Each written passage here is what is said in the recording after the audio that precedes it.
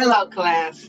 Today, I wanted to start an intellectual conversation to start just kind of scratch beneath the conceptual surface and looking down the road towards the time when you may be wanting to think about looking at quantitative studies. It's not, I don't want to say that it's easy, but it applies to everyday life so much.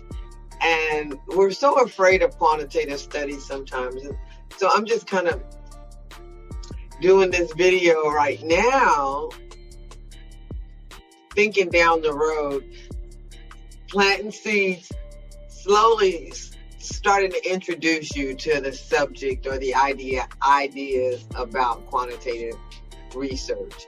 But it really does apply to every day. And so I wanted to do this video to show you how you can start to kind of thinking about your life on a daily basis. Okay, so this presentation is about weighing your words in everyday life. And it's really about thinking about multiple things at the same time, multiple variables at the same time.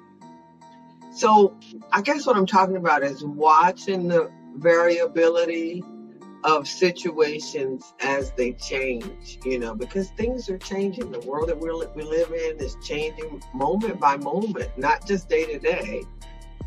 So I want to use a real world scenario. It really happened to me. It might be TMI, it might be just too much information, but I just kind of want to show you how you can think about it in your everyday life. And here's the problem that I had, and I tried to solve it using multivariate thinking. So anyways, right before the pandemic came down, right at the beginning, my daughter got married. And it was an outside wedding, and there my husband is. He walked her down the aisle, and he was he married her also as the officiant in charge of the wedding. It was very, very beautiful. And so there she is, Ashley in Houston, getting married out there. Emmett is marrying him. And here I am, the matron of honor. So we were praying to God, about that virus, because it was right on the brink, and people didn't know what to think about it. It was really, so right before the pandemic hit real big, our very last big occasion or time to be together was this wedding. And so we knew this would be the last time. We weren't going to congregate for again for a long, long time, and we knew that.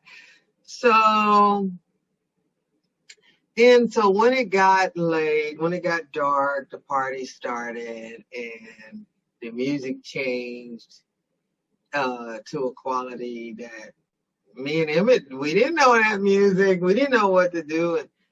And my husband and I, we looked at each other, and we had some serious looks, But in the end, we decided to stay at the reception and not leave or we weren't going to make a scene. This wasn't our wedding. This was their wedding. And so, on the line dancing, I had a great time. There I am with the big robot and Ashley and my nephews. And, we're just having a great time, enjoying, this is our last celebration. And on top of it, Ashley's getting married. This is a really big deal. And so I actually enjoyed myself before the lockdown happened. So then came the Facebook criticisms. The pictures and videos showed on Facebook, and that music, some of that bad music was playing, and we didn't dance to it, but people knew that we didn't leave And so, the criticism was that godly people should have demanded that the music be changed. And there was no way I could demand the music being changed. I didn't pay for the wedding or the reception. My daughter and her husband, they paid for their own wedding and their own reception. And so they did what they wanted to do with the music. And, another thing was that, well, so what, godly people would have just left the party. And, I tried to explain to my friend that they paid for their own wedding. And no, I wasn't going to leave just because someone did one thing that I didn't like or whatever. And so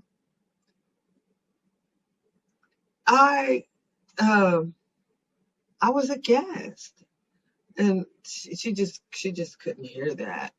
So,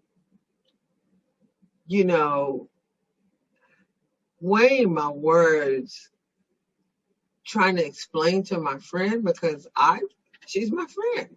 I didn't want her to not understand, but I wanted to explain an important concept, but her mind was closed and she couldn't hear what I was saying.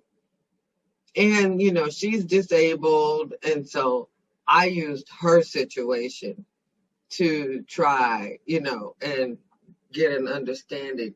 And what I was trying to say to her is, before you judge, no, while you're judging, you should kind of learn how to weigh your words and weigh your thoughts as your judging process, while you're judging. And so I just made up this situation for her because she's disabled. And so much of the time, sometimes she needs people to take her to the doctor. And so here's the situation that I made up for her. And so that's the doctor right there. And so she's got to go to the doctor. So, pretend like you got to go to the doctor. So while you're waiting on your ride, you look outside, or you smell rain in the air, and you look outside, you see rain clouds. And so you get anxious because you're waiting on your ride. Your ride is getting close to time. Your ride's not here. So you run out to the curb. You grab your things and you go out to the curb. She goes, oh, yeah. This is not a made-up situation. This happens all the time. I said, no. I'm saying, no, this is made up. I'm making this scenario up. So you run out to the curb. Well, as soon as you get out to the curb, then it starts to rain for real. And so then what do? You, of course, you run back to the house. And when you get back to the house and you get to the door and get ready to unlock the door, then you realize that you left your keys in the house. Now, all of a sudden, that ride getting here is not the most important thing. Your ride is not the most important thing. Those keys are the most important thing. Well, you don't have your keys. So you think, well, let me call somebody. And that's when you realize that you left your phone in the house. Well, right at this point, now the doctor's not the most important thing. The keys and the phone are the most important thing. Well, so then all of a sudden your ride shows up. Well, when that ride shows up, those keys are not the most important thing, and neither is that phone. That ride is the most important thing. So, but your ride says, hey, there's a wreck right down the street. I'm late because there was a wreck. Well, you still say, instead of saying thank you when you see the ride, you say you're late. The ride takes you to where, and you get to the doctor's office on time. Well, in a situation like that, when you're dealing with multiple variables, when you know there's a bunch of things going on, not just one thing. As I was at the wedding, there were several things going on at that wedding, and not just the music. I had to weigh lots of options. So I made this table. It's an approximation of stress level. So I'm weighing my words alongside my ideas. So in this graphic example, the phone is while you're waiting for the ride. Your phone is not important. Here in the legend below, the phone is blue, the keys are that rust color, the ride is gray, the weather is amber, and the doctor is a lighter blue. And then there's this unknown factor. There's always unknown factors, you just don't know all the factors. So while you're waiting on that ride, that phone's not important, the keys are not important. The ride is important. The weather's not important. The doctor's important. And your stress level. And these are approximation numbers. I just put this on here. If this were a real study, I would find a way to make these numbers closer to real. I just put these numbers on here. I said, you're about a 5. So then you smell rain and you're waiting by the curb. You run down by the curb. So the phone's not important. The keys are not important. The ride's important. The weather becomes more important than the ride or the doctor. And so then it starts to rain and you go back to the door. So there you go. The phone's not important. The keys are not important. Now the ride is way important because it's raining. And the weather, you're off the chart with your stress behind the ride and the weather. And the doctor's still kind of important, lingering in the background, because that's your main objective, is to get to the doctor. Well, then the keys are left in the house in your haste.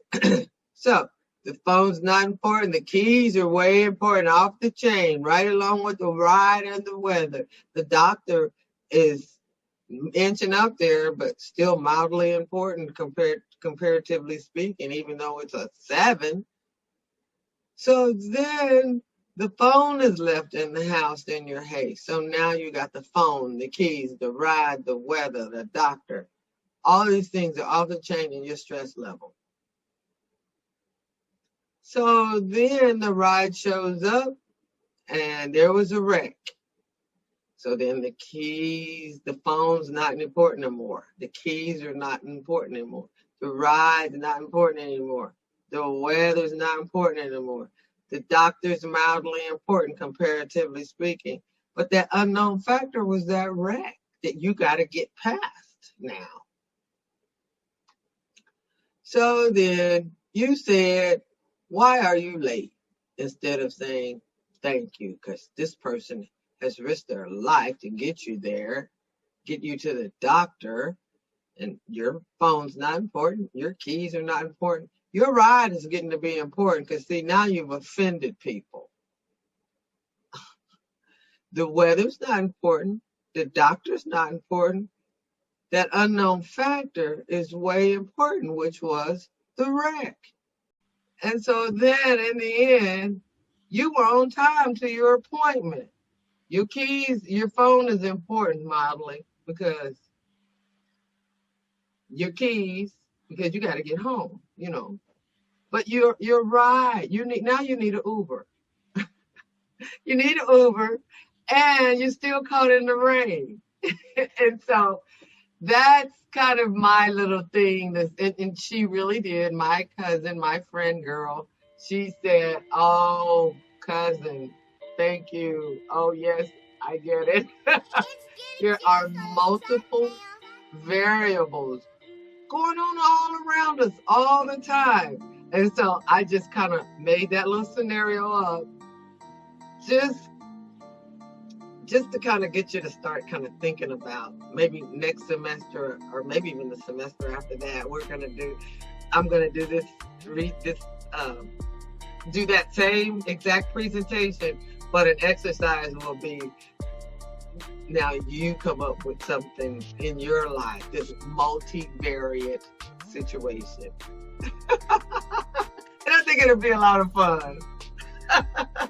But we're being bombarded with information where we need to be able to show multiple emotions and deal with multiple problems at the same time. And the thing of it is the importance is moving, it's liquid, it's things are changing all the time. And so I really am, in many instances, I really do have kind of like this thing going on in the back of my head where things are modulating. And I'm realizing, wait a minute, what was important, was very, very important just 2 seconds ago, is not even on the register now, you know?